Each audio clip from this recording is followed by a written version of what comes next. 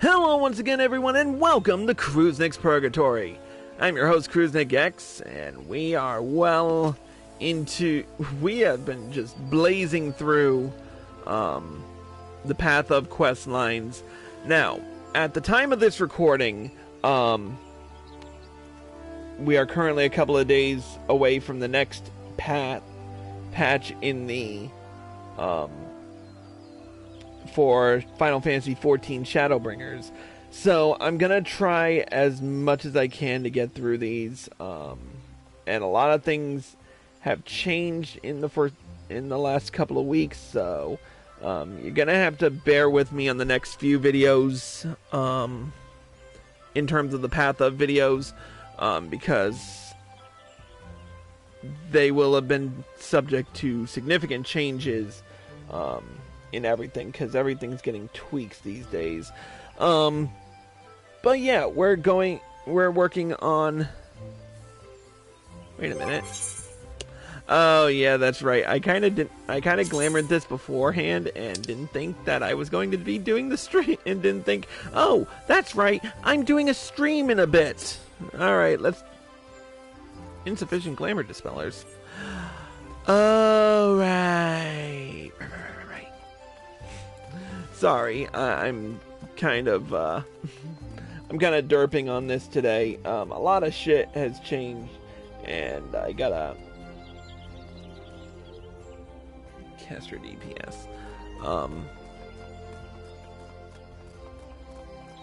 So I guess what we'll start off with this time around, in this episode, we're going to be doing, I should say, in this episode, we're going to be doing the path of the Summoner. Now, Summoner has gotten a fair bit of changes in this one, and I will show off the gear as soon as I get my Glamour Dispellers back, but I might as well start with what has changed, just so as we're not padding out the episode. Actually, no, never mind. I can grab my Glamour Prisms and... Where are ya? There they are. Retrieve from Retainer, and retrieve from Retainer. There we go. Let's try that again. Alright, so... let's show off the new gear. So, this is the Weathered Beckoner's gear, and it looks a lot more sinister when it's underneath bad lighting.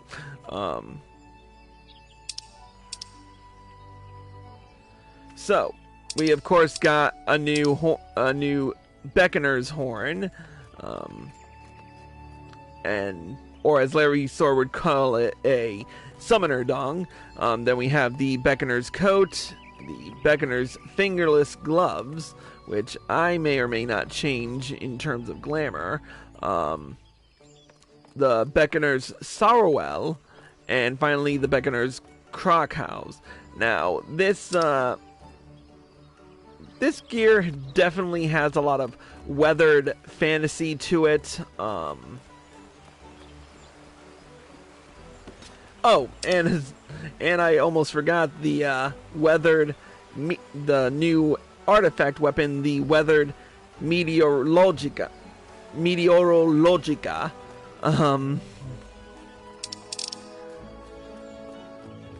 And I mean, it's an interesting piece of gear. Personally, probably not in my top 3 in terms of... I mean, the gloves are alright. I would have liked them a fair bit better. I would have liked the coat a little bit better had it not been, if it weren't for the flared sleeves. I may, with the new patch coming, I may farm Kitana Revel and get a few pieces of gear just to, you know, change up to some things. Definitely the shoes. I was never a fan of shoes that pointed straight up. I know there's a reason for it, but, you know, I just don't see it. And the pants, I might go with something a little bit different, depending on how the pants look without the Krakows. Actually, they look all right. Maybe with a good pair of boots, I might get away with it. But anyway, let's talk about changes. Now, caster DPS has... So, since the introduction of Shadowbringers, Summoner has been relegated to the role of caster DPS, which means a fair bit of changes. Unlike most their other roles, casters DPSs only have 4 role actions. As you can see, we've caster DPS has lost Drain, Mana Shift, Apocatastasis, and Erase. We still have Addle, of course, which still lowers the target. It's still an instant cast with a 90-second. It has a 90-second recast time. Lowers the target's intelligence and mind by 10% for a duration of 10 seconds. We still have Swift Cast, which is great because it really helps out a lot in terms of raising, because we still have raise, and I'll talk about that in a bit. We still have Lucid Dreaming for restoring MP restoring MP, and we still have Surecast, which I rarely ever use.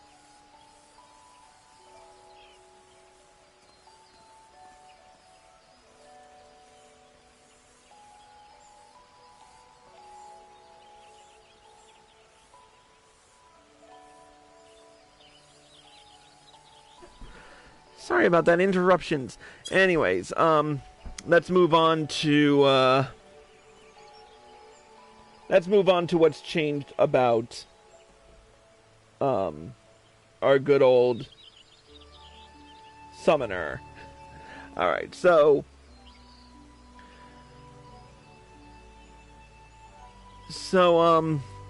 a lot has changed in terms of Summoner.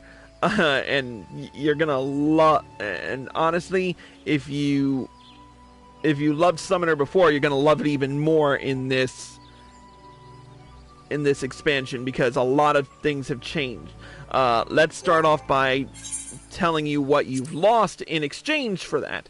First and foremost, we've lost the spells Tribind, Shadow Flare, Sustain, Rouse, Contagion, Landslide, and Radiant Shield. These have all been removed.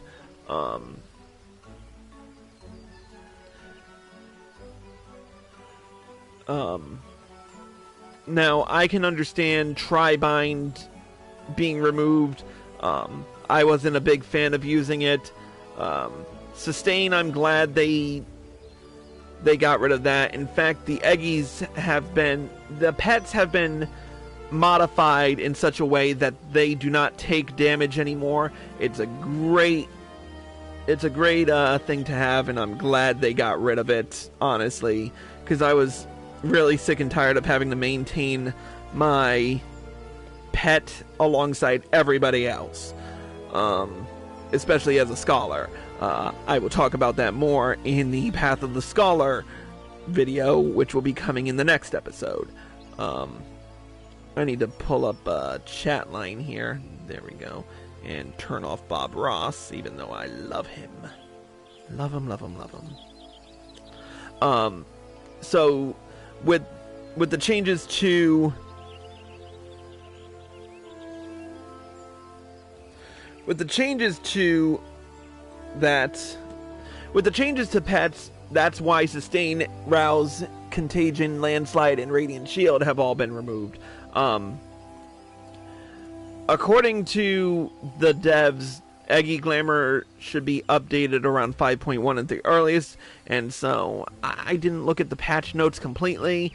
Might be that we're due for it. Now, we've had a revision on the pet management. Pets are no longer affected by enemy attacks or player actions, like I said before. Pet actions were removed from the pet hotbar. In fact, as you can see, I'm quick tapping R1, and usually that would pull up the pet hotbar. That's no longer the case. Pet actions are now recategorized as player actions, and pet actions from multiple pets will be consolidated into one action, and depending on the pet summoned, the corresponding ability will be used. So dealing with pets is a lot more streamlined than ever before, and I love it. There's still more to talk about. Let's continue with the current ability changes. First and foremost, your level 1 Ruin, as always, continues to deal unexpected damage with a potency of 180. It also has an additional effect that if the target is suffering from bio or a miasma effect inflicted by you, then the potency is increased to 150 for one effect or 200 for both. It doesn't say it on there, but I'm pretty sure that is the case.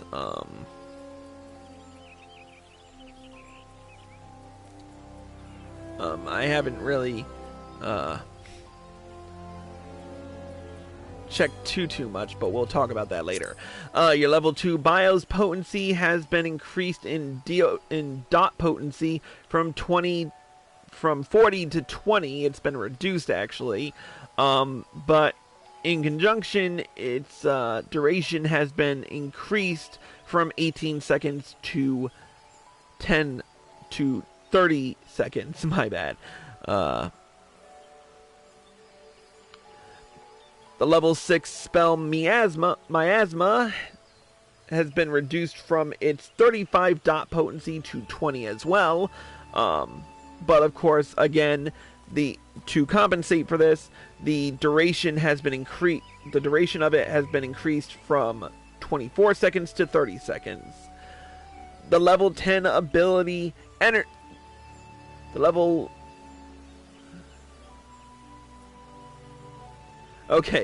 Energy Drain, which originally was a level 6 ability, is now a level 18 ability. Go figure. It now has a potency of 100 as opposed to its original 150, so that got nerfed a little bit.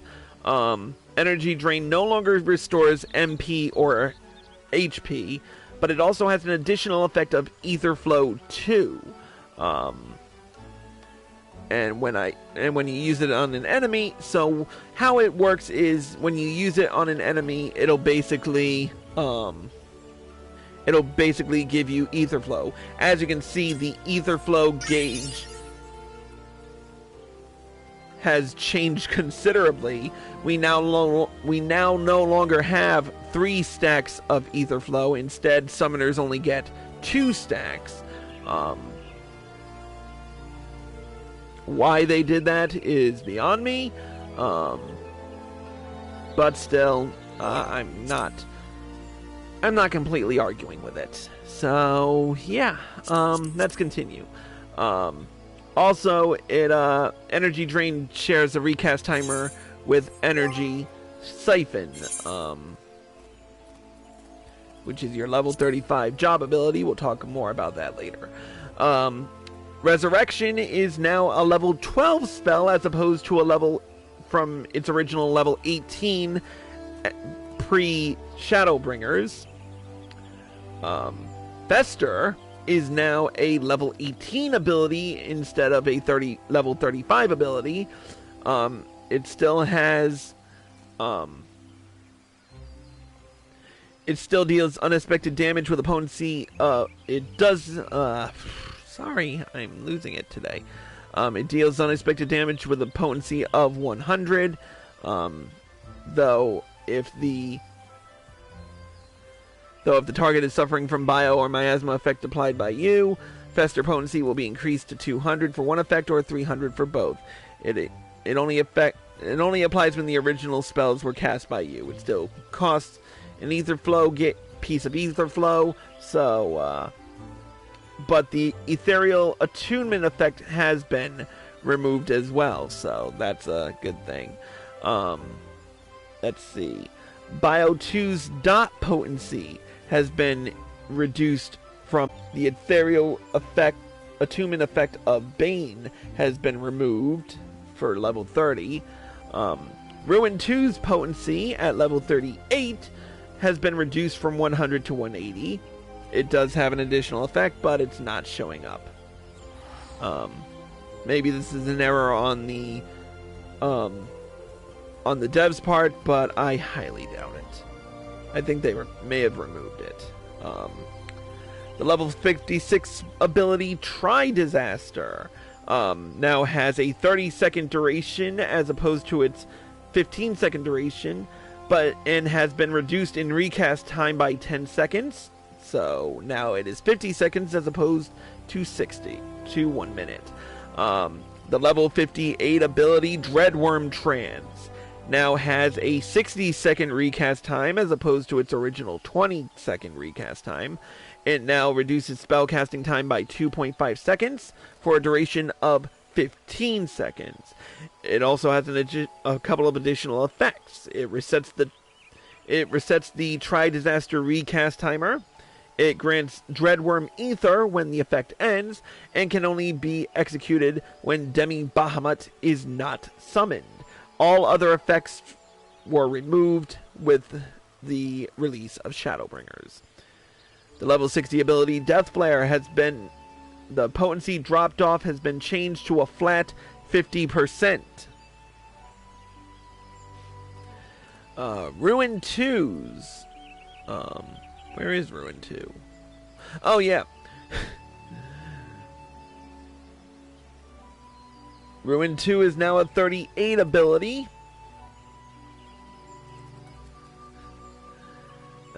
Ether Pack now has a 3-minute recast time as opposed to its original 2-minute recast time. Bio 3. Bio 3's dot potency has been reduced from 50 to 40. Miasma 3's dot potency has also been reduced to the same. The trait Enhanced Enkindle that you get at level 68 now reduces Enkindle recast time to 120 seconds, and the Ruin effect has been removed. Now let's talk about pet action changes.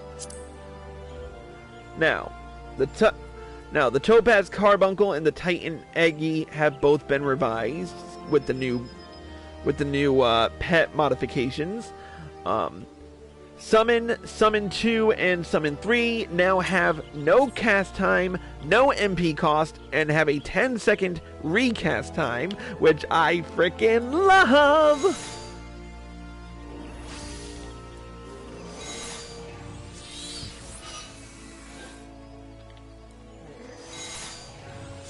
Or in this case, like a 2-second recast time. It's awesome. I love it. It just fits. Alright, let's talk about the Eggies themselves. Starting with Garuda Eggy, which is now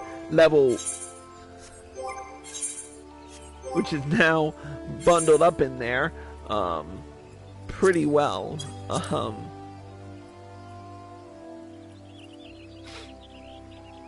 First and foremost, it has 4 different attacks.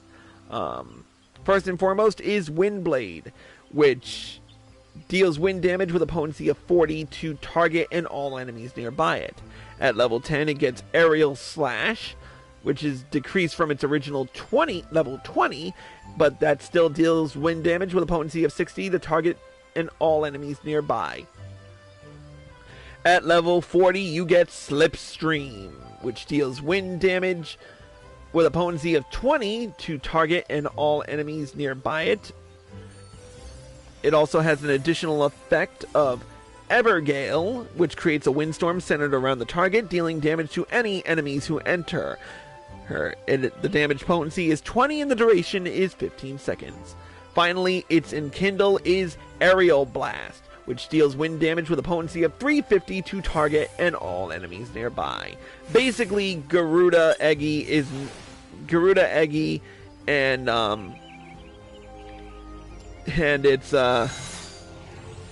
its friend, the Topaz Carbuncle,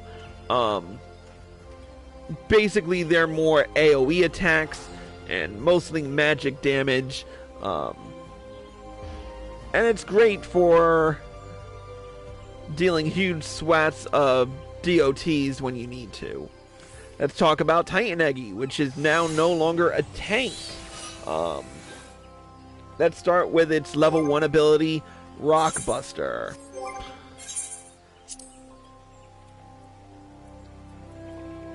Which deals earth damage with a potency of 85.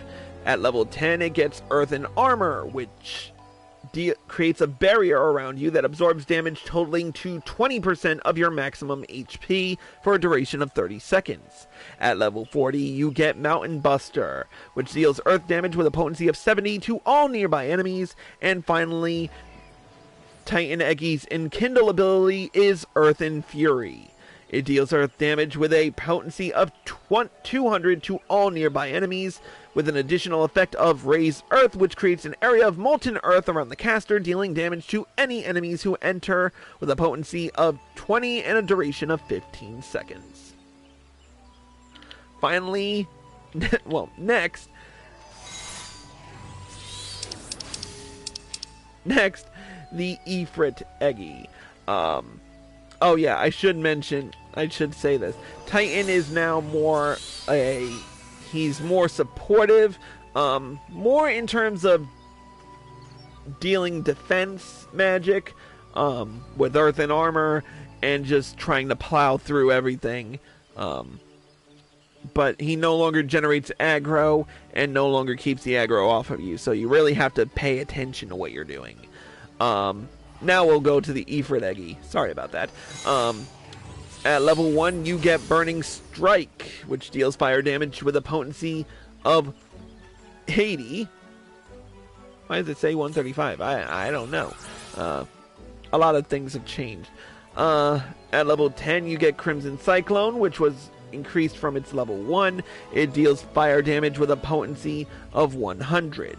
At level 40, you get Flaming Crush, which deals fire damage with a potency of 100 to all nearby enemies. And finally, its Enkindle is Inferno. Ability is Inferno, which deals fire damage with a potency of 200 to all enemies in a cone before it.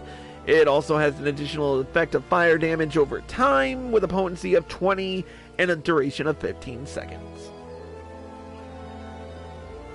Now let's talk about Demi Bahamut for a second here.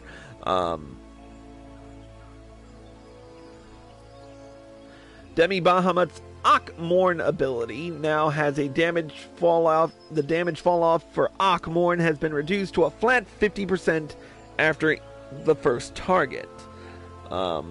Which is good because, can't have him too powerful.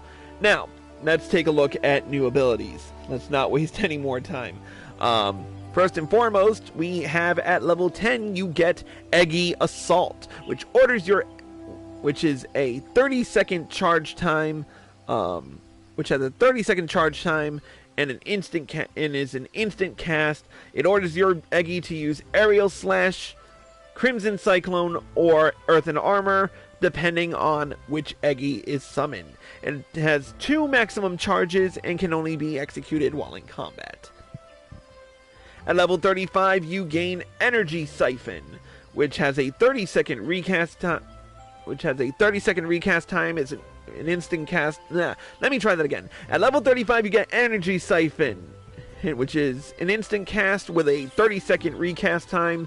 It deals unexpected damage with a potency of 40 to target and all enemies nearby it, with an additional effect of Ether Flow 2. This shares a recast timer with Energy Drain, so...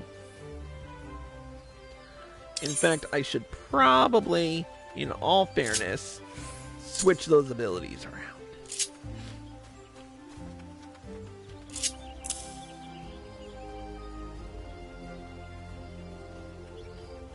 Wait, what?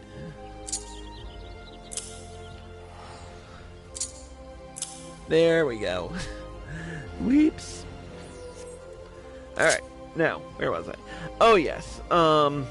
At level 40, you gain Eggy Assault 2, which orders your Eggy to use either Slipstream, Flaming Crush, or Mountain Buster, depending on the Eggy summoned. It also has two maximum charges, and is an instant cast with a 30-second recharge time. At level 40, you get Outburst, which deals unexpected damage with a potency of 70 to target and all enemies nearby. At level 72, you gain a new trait, Enhanced Dreadworm Trance 2, which grants 2 units of Dreadworm Ether upon the end of Dreadworm Trance. At level 72, you gain the ability. Now we get into the new stuff. Okay, so be ready for this. At level 72, you gain the ability Firebird Trance, which is an instant cast with a 60-second, a 1-minute recast time. It reduces spell casting time by 2.5 seconds, just like Dreadworm Trance. It has a duration of 15 seconds. It also resets the Tri-Disaster recast timer and changes Ruin 3 to Fountain of Fire and Outburst to Brand of Purgatory. Let's talk about these abilities a little bit. Oh, and it can only be executed after summoning Demi Bahamut. Let's talk about these new abilities first. First off, the level 72 ability Fountain of Fire, which deals fire damage with a potency of 250. It also has an additional effect of granting Hellish Conduit for 10 seconds. I don't know what Hellish Conduit does. Oh wait, now I remember. It allows us to use this ability, Brand of Purgatory, which is a 25 yalm, which has a 25 yalm range. It's an instant cast with a 2.43 second recast time. It deals fire damage to target and all enemies nearby with a potency of 350 for the first enemy and 50% less for all remaining enemies. This can only be used, however, when executed while under the effects of both Firebird, Trance, and Hellish Conduit. So basically, as you can see, I have Outburst and Ruin together, so you can alternate between the two. So basically, you cast Fountain of Fire, then follow that up with Brand of Purgatory, and it's a fun little ability. Alright, level 74, you get the trait Enhanced Eggy Assault, which grants further ruin upon using Eggy Assault 4. You have a maximum of 4 stacks, and the duration lasts for 30 seconds. At level 76, you get the trait Enhanced Tri-Disaster, which extends the duration of Ruination by casting Tri-Disaster to 30 seconds. At level 78, you get Enhanced Bane, which spreads the Ruination effect to nearby enemies when using Bane. Finally, at level 80, you gain the trait Enhanced Firebird Trance. When entering fire, which will summon Demi Phoenix upon entering Firebird Trance. Okay, so entering Firebird Trance will summon Demi Phoenix, which executes Everlasting Flight as it manifests. Each time you use an action on a target, Demi Phoenix will execute Scarlet Flame. This duration will last for 20 seconds. You cannot enter Firebird Trance unless the pet is summoned. The current pet will leave the battlefield while Demi Phoenix is present and will return once gone. Finally, at level 80, the skills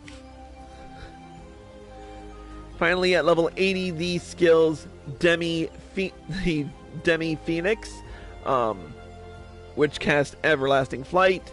Everlasting Flight has a radius of 15 yalms. Is an instant cast when you summon Demi Phoenix, and it gradually restores your own HP and the HP of all nearby party members with a cure potency of 100 and a duration of 20 seconds. You also have Enkindle Phoenix, which orders Demi Phoenix to execute Revelation. The range is 25 Hold on, Revelation, there it is. The range is 100 yalms with a radius of 5 yalms. It deals unexpected damage to a target and all enemies nearby it with a potency of 650 for the first enemy and 50% less for all remaining enemies. This can only be executed while Demi Phoenix is summoned, so... Finally, of course, Scarlet Flame, which deals unexpected damage with a potency of 150. So... basically, we got another new summon that can only be summoned under certain conditions. We've got a whole new range of spells. Some spells have been reworked. The Ether Flow requirement has been reduced. Summons can now be instant cast. I freaking love this job. This is probably the most fun I've ever had.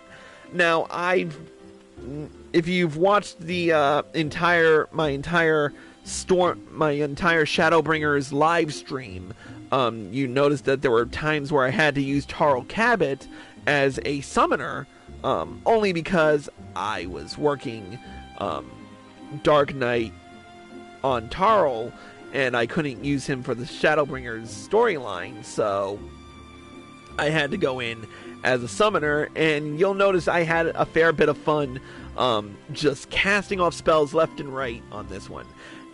Let's not waste any more time rambling because I've got 2 more streams to do after this. Let's get right to the quest.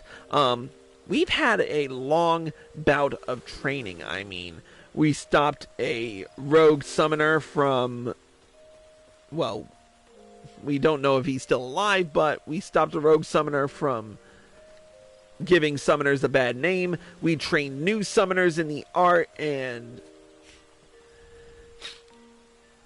we learned more about how summoner works out. It'll be interesting to see how this quest line progresses when we talk to Ymithra in just a couple of seconds. Let's get right down to it with the level 80 quest to be second best.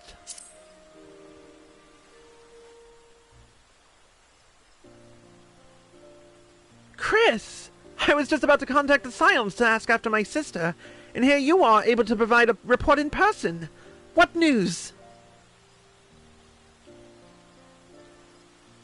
To the first? One of the 13 reflections, you mean?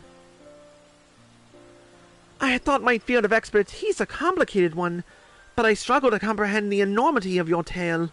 Still, Stola seems to be faring well enough, and for that I am grateful. Ah, yes. Before I forget, I actually had a message to pass on to you.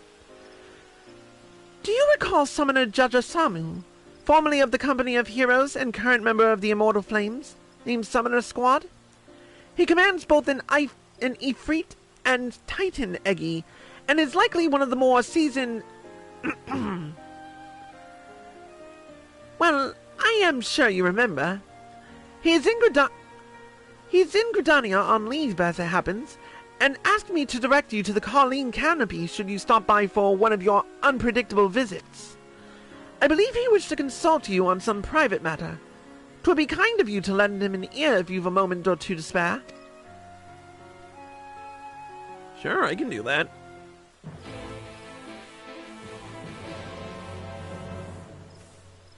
Let me get back to my stream manager here. In retrospect, I should have opened that Shadowbringers thing in a new tab.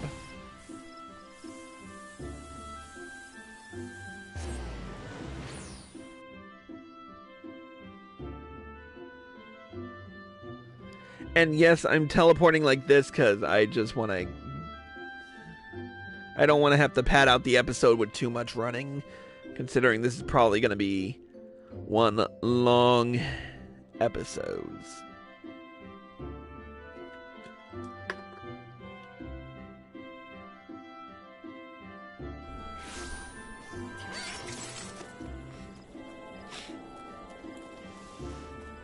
Alright, he's at the Carleen Canopy. There he is. Bloody hells! I was just thinking about you, and here you are! Your Mithra had a word on me behalf, I take it. Well, let's not stand on ceremony.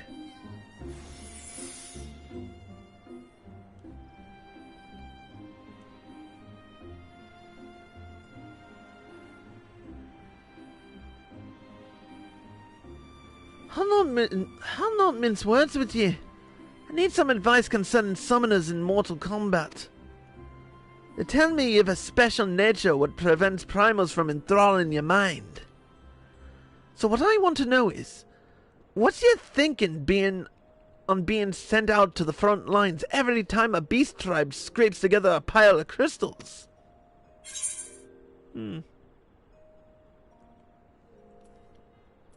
That's just the way of things.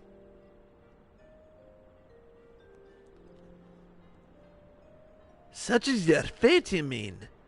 So you give in to the inevitable and fight because it's your duty to do so? Well, that's one way of looking at it. Me, I'm in it for the coin. I've been ever since I sold me spells with the company of heroes.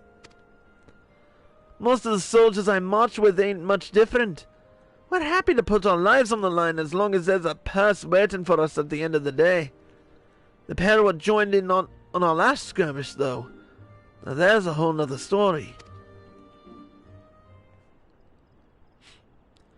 You've heard of Arenvald and Fordola, eh? Yeah, of course.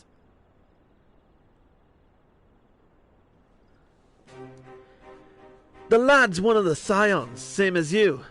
No mystery there. As for the lass, she's a bit more complicated. Former officer in the Imperial Army, captured by the Resistance and steps away from the noose, fighting for Al Amigo as a conscript now, which is the only reason she's still breathing.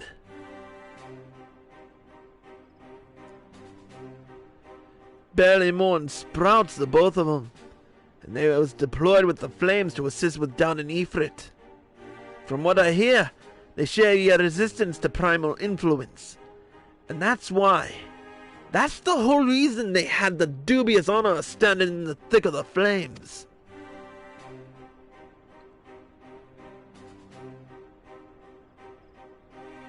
Meanwhile, me and me fellow summoners was cowering in the shadows. Sending out our Eggy to support these youngsters would have seen less than 40 summers between them. Can't say I cared much for the experience. It bothered me to think they was being made to fight a battle what weren't theirs, just because of who they are. Do you think you could talk to them for me? Ask how they feel about the whole thing. You're about the only person I can turn to. Me thanks. You'll find Arenvald in Rogger's Reach, and he'll know where to find Fordola.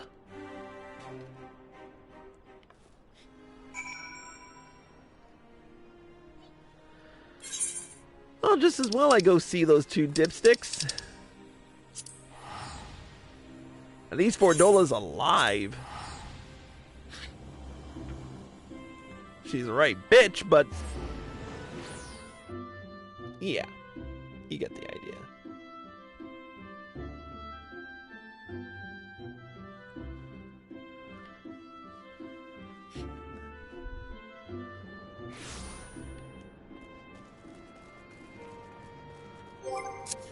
Alright, Arenvald, where are you?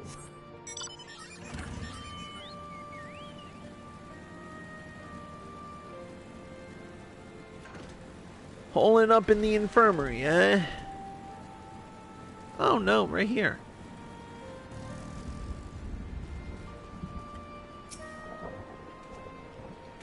Chris! I heard you had returned. What can I do for our honored champion? Judge Osamu said that. We joined them against Ifrit, but I thought him more annoyed by our presence than concerned for our well-being. Why don't I save you some time and include Fordola in this conversation? We can visit her in her cell over in the city.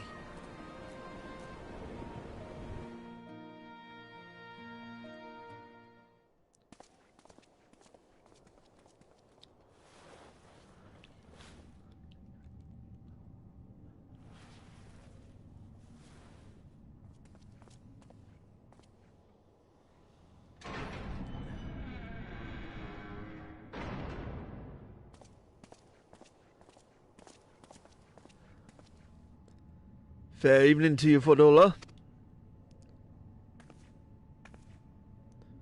You again? And I see you brought company. What is it now? Well, let's explain everything to her. My thoughts on fighting primals. Is that what you came all the way here to ask me about? I fight because I like the idea that I can help others. The feeling that my presence is needed. Not hard to explain considering how my own mother decided she didn't want me around. And then there was that nightmare at the Waking Sands. Aaba and Ali gave their lives to save mine. And I strive to be the sort of man whose life was worth saving. How very honorable. But no such lofty ideals rule my actions.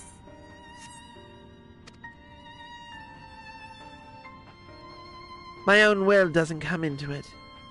Fighting was part of the deal when they conscripted me with the other convicts. I follow orders, and I get to live. And if I died on the battlefield, no one would shed a tear.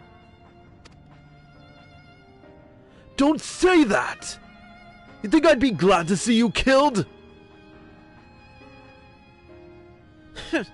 You'd be about the only person who wasn't. And what about you, hero? You're usually the first one they throw into the dragon's maw. Let's hear what battles you've been made to fight.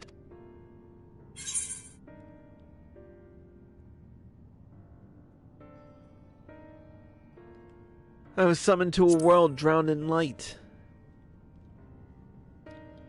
Might as well start with that, huh? You journeyed to another star to bring back the darkness? I'm not sure if you're the realm's greatest champion or the realm's greatest liar. I believe you, Chris, and want to follow the path you walk.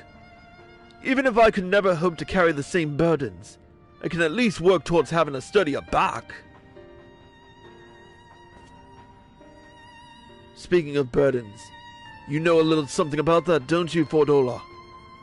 You weren't fighting for yourself after all, but for your comrades. But not so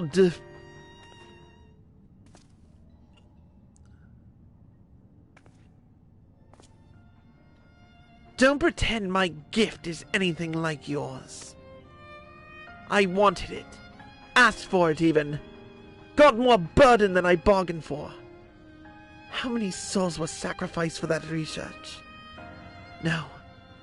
The power they gave me was tainted from the beginning. But if I can do some good with it, then maybe they didn't die for naught. Satisfied? Then leave me be. I've got training to do.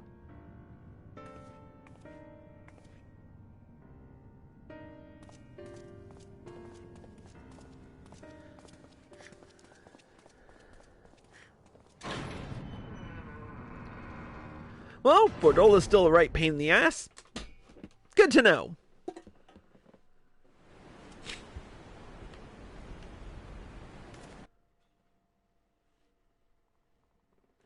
And we get transported to the locks for our troubles.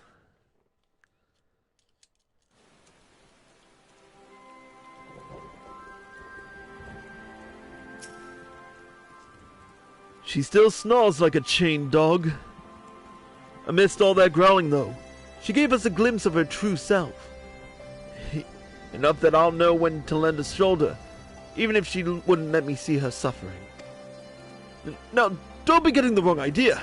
Same age, same homeland. I can't help but care a little about what happens to her.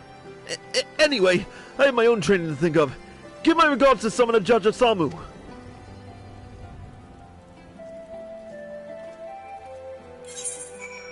Alright, back to Gridania.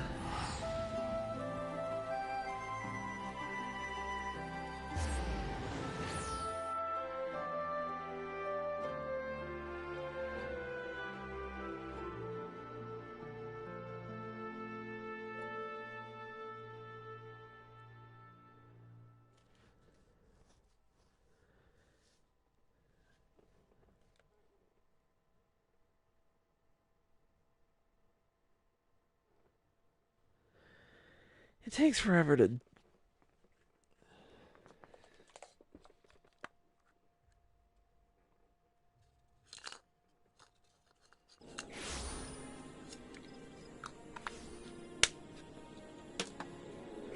All right.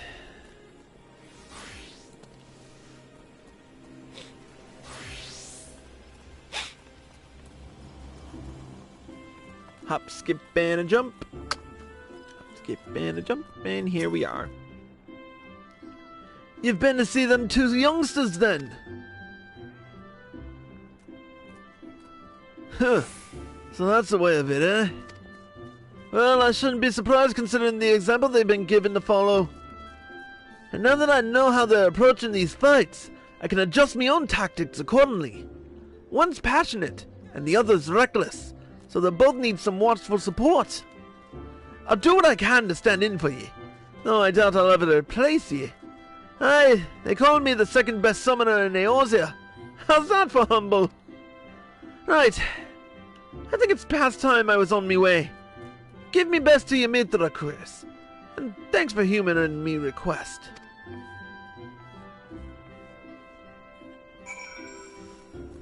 Alright, let's head back to Apkalu Falls.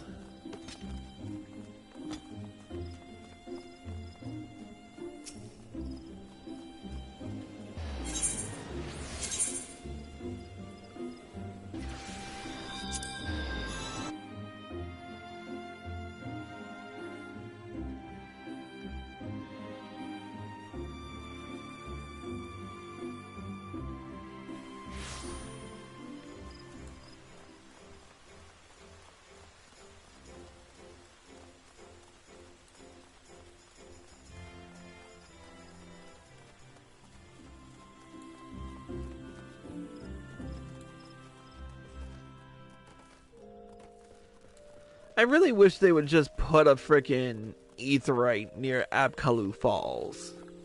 Because all this running is just a pain.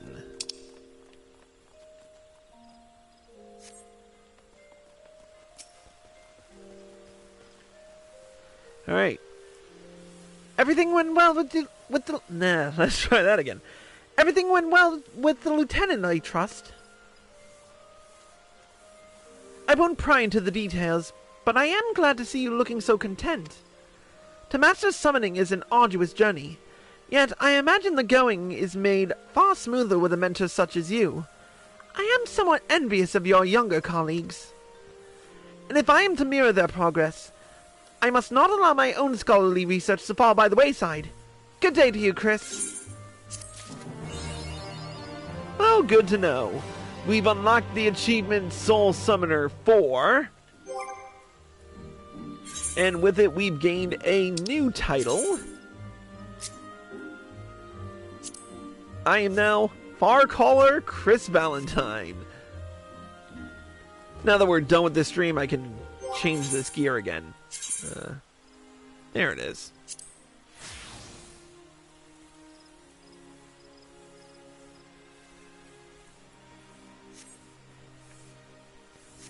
I might change it to more summoner attire in the foreseeable future, but for right now, this is going to do. But yeah, we'll see what happens in the next expansion. Because that's kind of it. With that being said, that's going to be it for this episode of Cruisenix Purgatory. Thank you all for watching. I hope you all enjoyed the show. As always, if you're watching this on Twitch or live at PlayStation and you like this show, click the follow button. Be sure to turn on notifications so you're well informed, and be sure to subscribe to me for exclusive live streams and video access. If you're watching this on YouTube and you like this video, click the like button below and leave a comment. Subscribe to my channel by clicking here. Click here to watch more by me, click here to watch the original Stormblood ending, and click here to watch the next episode when it comes out in the next expansion. Until next time, Cruisenix, signing out.